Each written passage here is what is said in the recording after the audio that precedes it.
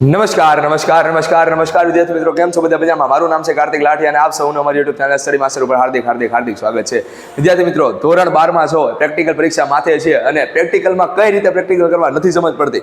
Viva કેવા પૂછાઈ શકે, સાધનો કઈ રીતે કામ કરે છે, કોઈ કમ્પોનન્ટના અલ્ટરનેટમાં કયું કમ્પોનન્ટ વાપરી શકાય, એવી બધી વસ્તુ નથી ખબર પડતી. કાંઈ વાંધો નહીં, આ વિડીયો તમારા માટે છે, તમારા મિત્રો માટે છે, કારણ કે આજના આ લેક્ચરની અંદર આ પ્રેક્ટિકલ સિરીઝની અંદર આપણે બધા જ પ્રેક્ટિકલ તો જોવાના છે, સાથે સાથે આપણે એ પણ જોવાનું છે કે પ્રેક્ટિકલની અંદર વાયવા કેવા પૂછાઈ શકે, અથવા તો સાધનની બદલે કેવું સાધન વાપરીએ તો કેવું રીડિંગ આવે એની પણ આપણે વાત કરવાની છીએ.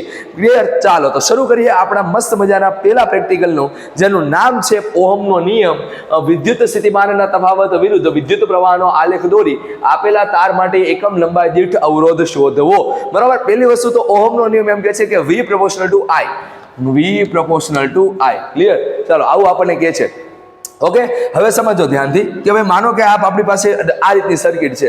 હવે આ સર્કિટ આ રીતે જ શા માટે જોડી? કમ્પોનેન્ટ આના બદલે બીજા વાપરી શકાય કે નહીં, એનો આપણે એની આપણે વાત કરીએ. ક્લિયર?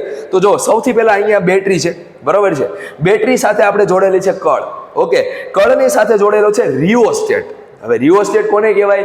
રિઓસ્ટેટની બદલે બધું સાધન કયું વાપરી શકાય એની આપણે વાત કરીશું. પછી અજ્ઞાત અવરોધ. અજ્ઞાત અવરોધના પેરેલલ હંમેશા વોલ્ટમીટર, એક વસ્તુ યાદ રાખો કે વોલ્ટમીટર હંમેશા સમાંતરમાં હોય. ક્લિયર? શેમાં હોય? સમાંતરમાં. એમીટર હંમેશા શેમાં હોય? શ્રેણીમાં હોય. તો આ શ્રેણીમાં હોય, શ્રેણીમાં. ક્લિયર? ચાલો, હવે બેટરીમાંથી છેડા કઈ રીતે કાઢવા? તો જો સિમ્પલ એવી સર્કિટ છે. બેટરીમાંથી એક છેડો કાઢ્યો, એમીટરમાં ગયો. બેટરીમાંથી બીજો છેડો કાઢ્યો, કળમાં ગયો. કળમાંથી એક છેડો કાઢ્યો, રિઓસ્ટેટમાં ગયો. રિઓસ્ટેટના 3 ટર્મિનલ હોય છે. આ 3 ટર્મિનલમાંથી એક પણ ટર્મિનલને આ જે સાઈડનો ટર્મિનલ છે એને આપણે જોડવા નથી, બાકીના 2 ટર્મિનલને આપણે જોડી દેવાના છે. ક્લિયર? તો એક ટર્મિનલ અહીંયા, એક ટર્મિનલ અહીંયા. ઓકે, ચાલો, એમ કરતા કરતા કરતા હવે તમે શું કરશો? અજ્ઞાત અવરોધમાંથી 2 છેડા કાઢશો. બરોબર છે. એક ક્યાં જાય? તો કે એક જાય સમાંતરમાં અને એક ગયો રિઓસ્ટેટના ઉપરના ટર્મિનલમાં. ઓકે, ચાલો, હવે અહીંયાથી શું કરશો? ફરી પાછું વોલ્ટમીટર અને અજ્ઞાત અવરોધ, બરોબર છે, બંનેને જોઈન કરી દીધા. અજ્ઞાત અવરોધમાંથી હજી એક છેડો કાઢ્યો અને ક્યાં ગયો? એમીટરના નેગેટિવમાં. ક્લિયર? તો આ રીતે આખી સર્કિટ કામ કરે છે. હવે આપણે મનની અંદર એવો સવાલ આવે કે સાહેબ આ રિઓસ્ટેટ છે, બે રેઝિસ્ટન્સ કેમ વાપરા? આપણે એની વાત કરીએ. જો રેઝિસ્ટન્સ છે ને, રેડી, એ ઘણા બધા પ્રકારના હોઈ શકે. રિઓસ્ટેટ દ્વારા રેઝિસ્ટન્સ મળે, બરોબર છે. પછી પોટેન્શિયોમીટર દ્વારા રેઝિસ્ટન્સ મળે, અવરોધ પેટી દ્વારા રેઝિસ્ટન્સ મળે, કોઈ તાર દ્વારા રેઝિસ્ટન્સ મળે, આપણે પણ પોતે રેઝિસ્ટન્સ છીએ, બરોબર છે. આ બધા રેઝિસ્ટન્સના પ્રકાર છે. ક્લિયર? હવે હું તમને એમ કહું કે ભાઈ આપણી પાસે અહીંયા રિઓસ્ટેટ છે, તો રિઓસ્ટેટ કેવું આવે? તો રિઓસ્ટેટ કંઈક આ રીતનું આવે. ક્લિયર? એની અંદર તમે જોઈ શકો છો 1, 2 અને 3 ટર્મિનલ હોય છે. 1, 2 અને 3 ટર્મિનલ. ઓકે, હવે આ 3 ટર્મિનલનું કામ શું છે એની વાત કરીએ. ક્લિયર? તો આ બંને ટર્મિનલ છે ને એ ફિક્સ અવરોધ આપવા માટે વપરાય છે. પહેલી વસ્તુ તો રિઓસ્ટેટ બને છે કઈ રીતે? રિઓસ્ટેટ વાયરનું ગૂંચળું હોય છે જે આમાં વીંટાળેલું હોય છે. ઓકે, અને હવે સમજીએ કે આ રિઓસ્ટેટ કઈ રીતે કામ કરે. જો તમે આ 2 ટર્મિનલને જોડી દીધા એટલે એ ફિક્સ અવરોધ આપશે. શું આપશે? ફિક્સ અવરોધ. જે અહીંયા લખેલા છે, એ તમને ફિક્સ અવરોધ મળશે. ક્લિયર? ચાલો, હવે એના પછીની વાત કરીએ કે ભાઈ આ 2 ટર્મિનલ જોડ્યા તો આ 2 ટર્મિનલ અથવા તો આ 2 ટર્મિનલ જોડ્યા તો એ આપણને મળશે કરંટ વેરિએશન માટે. મતલબ કે તમારે રેઝિસ્ટન્સ બદલવો હોય, બરોબર, આ સ્લાઇડરની મદદથી રેઝિસ્ટન્સ ચેન્જ થાય. કઈ રીતે સમજો? એક છેડો અહીંયા છે અને એક છેડો અહીંયા જોડ્યો છે. ક્લિયર? તો આ બેસિકલી ઇનપુટ છે અને આ આઉટપુટ છે. મતલબ કે કરંટ અહીંયાથી આમ કરીને આમ આવશે. હવે કરંટને રસ્તો ક્યાં સીધો દેખાય છે? તો કે અહીંયા એક નાનો એવો તાર છે, આની અંદર એક નાનો એવો તાર છે અને એ જોડાયેલો છે અહીંયા. ક્લિયર? તો કરંટને રેઝિસ્ટન્સ અહીંયા ઓછો દેખાય છે, તો અહીંયાથી કરંટ વધારે ફ્લો થશે. ક્લિયર? તો એનો મતલબ એમ છે કે આવડો આ જે ભાગ છે એ નકામો થઈ ગયો. ઓકે, તો કરંટ અહીંયાથી આમ ગોળ ફરતો અહીંયાથી થઈને સર્કિટમાં વયો જાય. મતલબ કે આ ઇનપુટ, આ આઉટપુટ. પણ જો આ ટર્મિનલ જોડ્યા, બરોબર છે, તો આ ટર્મિનલની ખાસિયત એ છે કે હવે આવડો આ ટર્મિનલ છે ને ઉપરનો, એ ઇનપુટ થઈ જશે અને આવડો આઉટપુટ થઈ જશે. ક્લિયર? ઓકે, ચાલો, તો હવે આ બંને ટર્મિનલ અથવા તો આ બંને ટર્મિનલ જોડ્યા તો એનો મતલબ એમ છે કે અહીંયા આપણને શું મળવાનું છે? Current variation. ક્લિયર? ચાલો, હવે હું 3 છેડા જોડી દઉં તો જો 3 છેડા જોડી દીધા તો આપણને મળશે મસ્ત એવું વોલ્ટેજ ડિવાઈડર બાયસ. સાહેબ કઈ રીતે વોલ્ટેજ ડિવાઈડર બાયસ? હવે સમજો.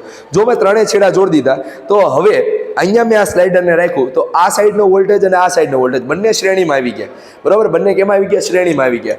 શ્રેણીમાં વોલ્ટેજ શું થાય? ડિવાઈડ થાય. તો એનો મતલબ આ વોલ્ટેજ અને આ વોલ્ટેજ બંને કેવા છે? આવડા વોલ્ટેજ અને આવડા વોલ્ટેજ બંને કેવા છે? અલગ અલગ હશે. મતલબ કે ટોટલ તમારે પોટેન્શિયલ જોતો હશે તો એ V = V1 + V2 બનશે અને આ રીતે વોલ્ટેજ ડિવાઈડ થશે. પછી તમે સ્લાઇડરને આમ કરશો, બરાબર? રેઝિસ્ટન્સ ઘટ્યો, વોલ્ટેજ ઘટશે, આ સાઈડનો વોલ્ટેજ વધશે. ક્લિયર? તો આ રીતે આખું રિઓસ્ટેટ કામ કરે છે. પણ હવે મનની અંદર સવાલ આવે કે સાહેબ રિઓસ્ટેટની બદલે બીજો સાધન વાપરવું હોય તો એના માટે થઈને ઓપ્શન છે આપણી પાસે આ રેઝિસ્ટન્સ બોક્સ. ક્લિયર? અવરોધ પેટી. હવે આ અવરોધ પેટી શા માટે અહીંયા નથી વાપરી એની વાત કરીએ, બરાબર? અવરોધ પેટીની અંદર તમે જુઓ તો અહીંયા લખેલા છે, જો 50, બરાબર છે, પછી 20, પછી 10, એ રીતનું લખેલું છે. તો એનો મતલબ એમ છે કે ભાઈ મારે 50 પછી મારે એક અવરોધ કાઢવો હોય તો 51 ઓહમ થયો, 52 ઓહમ થયો, પણ મારે એ બંને વચ્ચેનો ઓહમ જોતો હોય તો ન મળે. ક્લિયર? અથવા તો તમારે અવરોધ પેટીને નાની રાખવી પડે. પણ છતાં અવરોધ પેટીને નાની રાખો, ઓછા શું કહેવાય માપવાળી રાખો, છતાં એનો એ પ્રોબ્લેમ તો આવવાનો જ છે. ક્લિયર? તો એટલા માટે થઈને આ સાધન વાપરવું વધારે સારું રહે. ક્લિયર? કારણ કે અવરોધ પેટી આપણને અસતત અવરોધ આપે. જ્યારે આ સતત અવરોધ જરીક અમતું ચેન્જ કર્યું, હાલો પોઈન્ટની અંદર ચેન્જ આવ્યો, જરીક અમતું ચેન્જ કર્યું, પોઈન્ટની અંદર ચેન્જ આવ્યો, જરીક અમતું ચેન્જ કર્યું, આખો એમ્પિયરમાં ચેન્જ આવી ગયો. ક્લિયર? તો એટલા માટે થઈને આ રિઓસ્ટેટ વાપરવું જરૂરી છે. પોટેન્શિયોમીટરની વાત કરીએ તો પોટેન્શિયોમીટર ક્યાં હોય? તો કે પોટેન્શિયોમીટર જ્યારે તમે ઓલા ડીજેની ઓલી ચકડી ગોળ ગોળ ફેરવો ને, એ એક પ્રકારે પોટેન્શિયોમીટર છે. અથવા તો રેગ્યુલેટરની વાત કરો, રેગ્યુલેટર એક પ્રકારે પોટેન્શિયલ જ કહેવાય, બરાબર છે? પોટેન્શિયોમીટર. ઓકે, ચાલો એ બધી વસ્તુની ચર્ચા આપણે કરીએ જ્યારે તમે હાયર ઓર્ડર સ્ટડી કરશો ત્યારે તમને જોવા મળશે. તો ઓહમનો નિયમ અને આ પ્રેક્ટિકલ આખું સમજાઈ ગયું. હવે પ્રેક્ટિકલ કરવાનો છે કઈ રીતે એની આપણે વાત કરીશું. રેડી? ચાલો તો હવે આપણે પ્રેક્ટિકલ ઉપર જઈએ. આ સિવાય બીજું કાંઈ રહીને જ જતું ને મારે તમને કહેવાનું. ઓકે, ચાલો કાંઈ વાંધો નથી, કાંઈ રહેતું નથી. ઓકે, ચાલો હવે આપણે પ્રેક્ટિકલ ઉપર જઈશું. ઓકે, તો અહીંયા આપણી સર્કિટ જોડાઈ ગઈ છે. હવે સૌથી પહેલાં તમે જોઈ શકો છો કે આપણે સર્કિટને કઈ રીતે જોડી છે. હવે એક વસ્તુ સમજી લો કે સર્કિટને જોડો ને ત્યારે હંમેશા એ વસ્તુનું ધ્યાન રાખવું કે જે રીતે સર્કિટ દોરેલી છે ને એ રીતે જ સર્કિટ જોડેલી હોવી જોઈએ. મતલબ કે બેટરી આરે એમીટર આ રીતે જોડેલો છે, બેટરી આરે એમીટર અહીંયા જોડેલો છે, પછી એમીટર આરે વોલ્ટમીટર અને રેઝિસ્ટન્સ જોડેલો છે, તો એમીટર આરે વોલ્ટેજ અને રેઝિસ્ટન્સ જોડાઈ ગયું. ક્લિયર? પછી એની સાથે આપણને શું કીધેલું છે? રિઓસ્ટેટ કીધેલી છે, રિઓસ્ટેટ અહીંયા જોડેલો છે. પછી આપણને કળ કીધેલી છે, કળ અહીંયા જોડેલી છે અને એ બેટરીમાંથી કમ્પ્લીટ થાય છે. જો તમે જેવી સર્કિટ દોરેલી એવી જ સર્કિટ જોડશો ને તો તમને ક્યારેય પણ કનેક્શનની અંદર ભૂલ આવશે નહીં. ક્લિયર?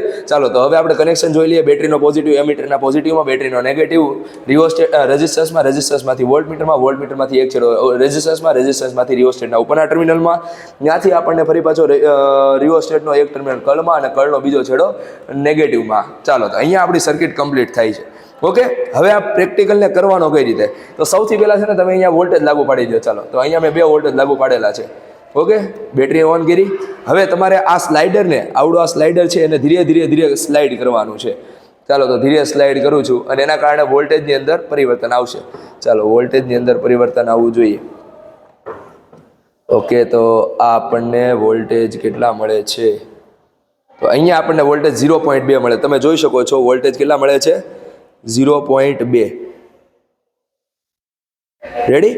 હંમેશા એક વસ્તુ યાદ રાખવાનું, પ્રેક્ટિકલ કરતી વખતે સાધનની એક્ઝેક્ટ સામે આપણે રહીને રીડિંગ લેવાનું હોય છે. ઓકે, ચાલો સેમ ટુ સેમ કરંટની અંદર તમે જોઈ શકો છો કરંટ આપણને મળે છે 40. ઓકે, 10, 20, 30 અને 30. ઓકે, સોરી 30 મળે છે. ક્લિયર? તો મારે અહીંયા શું કરવું પડશે? તો કે 0.2 વોલ્ટ અને 30 લખ્યા, 0.2 અને 30. ઓકે, ચાલો હવે આપણે સેજ ફરીથી સ્લાઇડરને શું કરવાનું છે? તો કે સ્લાઇડ કરવાનું છે. ચાલો તો સ્લાઇડરથી આપણે સ્લાઇડ કરી દઈએ. ઓકે, તો સ્લાઇડરથી આપણે ફરી પાછી સ્લાઇડ કર્યા. હવે એના કારણે થઈને ફરી વોલ્ટેજ બદલાણો. હવે વોલ્ટેજ બદલાઈને 0.4 ઉપર લઈ જઈએ આપણે, 0.4. ક્લિયર? તો 0.4 ઉપર લઈ જાય તો આપણને વોલ્ટેજ આપણને 0.4 મળે છે. જોઈએ આપણે તો વોલ્ટેજ આપણો 0.4 એક્ઝેક્ટ મળે છે. ક્લિયર? ચાલો હવે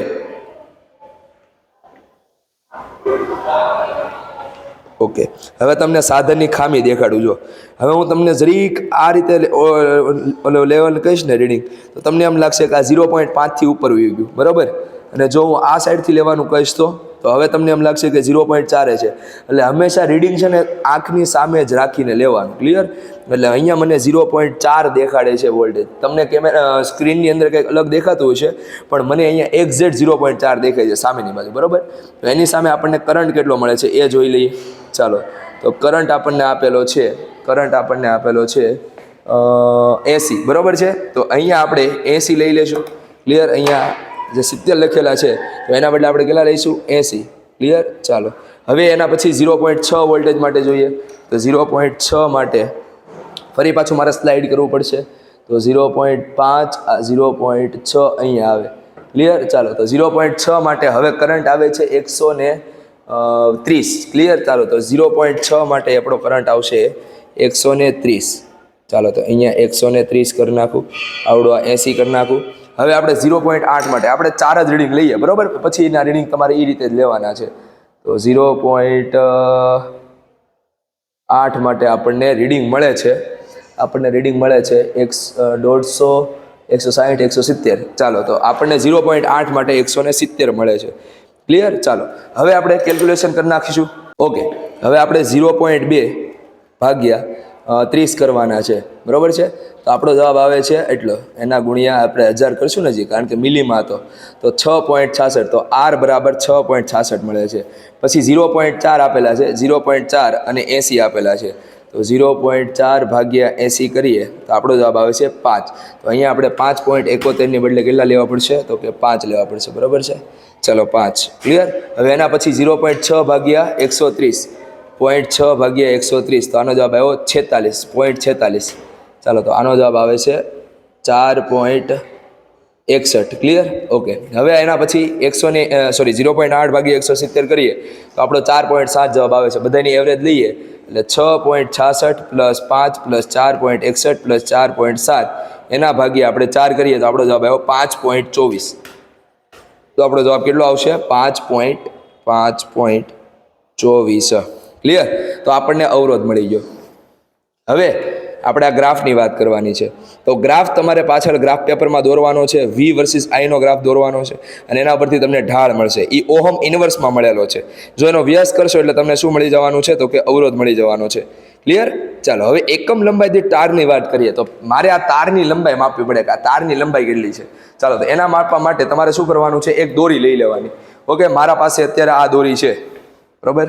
મારી પાસે અત્યારે આ દોરી છે. તો તમારે સૌથી પહેલાં અહીંયા મૂકવાનો. બરાબર? પછી એને આ રીતે લઈ જવાનું, અહીંયા મૂકીને આ રીતે લઈ ગયા. ઓકે, ચાલો, પછી ત્યાંથી ફરી પાછું લંબાઈ આમ લઈ જવાની અને ફરી પાછી લંબાઈને આ રીતે લઈ જવાની. ક્લિયર? તો અહીંયાથી એટલી લંબાઈ આપણને મળે છે. આ લંબાઈ આપણને એટલી મળી ગઈ. ક્લિયર? ચાલો, હવે એને હું સ્કેલની મદદથી માપી લઈશ. ઓકે, ચાલો, તો આ તારની લંબાઈ આપણને આપેલી છે 63.5 જેટલી. બરાબર છે? તો અહીંયા આપણે લખીશું આરની વેલ્યુ 5.24 અને એના ભાગ્યા તારની લંબાઈ આપણને કેટલી મળી? 63.5 એટલે 0.623. બરાબર? 635. હવે એનો આપણે ભાગાકાર કરીએ એટલે 5.24 ભાગ્યા 0.635. બરાબર? તો આપણો જવાબ આવે છે એકમ લંબાઈ દીઠ અવરોધ 8.25. બરાબર છે? ઓહમ પર મીટર. ચાલો, તો આ આપણો જવાબ આવ્યો 8.25 ઓહમ પર મીટર. પછી તમારે અહીંયા ડેલ્ટા V અને ડેલ્ટા V ની વાત કરીએ. ઓકે, હવે આગળની ડેટાની ફીલ્ડ વાત. એ મીટરનો વિસ્તાર. તો એ મીટર જુઓ તમે 0 થી લઈને 500 સુધી દેખાય છે. તો વિસ્તાર કેટલો આવશે? 0 થી 500. એ મીટરનું લઘુત્તમ માપ મતલબ કે નાનામાં નાના કાપાનું માપ. ચાલો, તો હવે નાનામાં નાનો કાપો જોઈ લઈએ. એ મીટરના નાનામાં નાના કાપાનું માપ. ઓકે,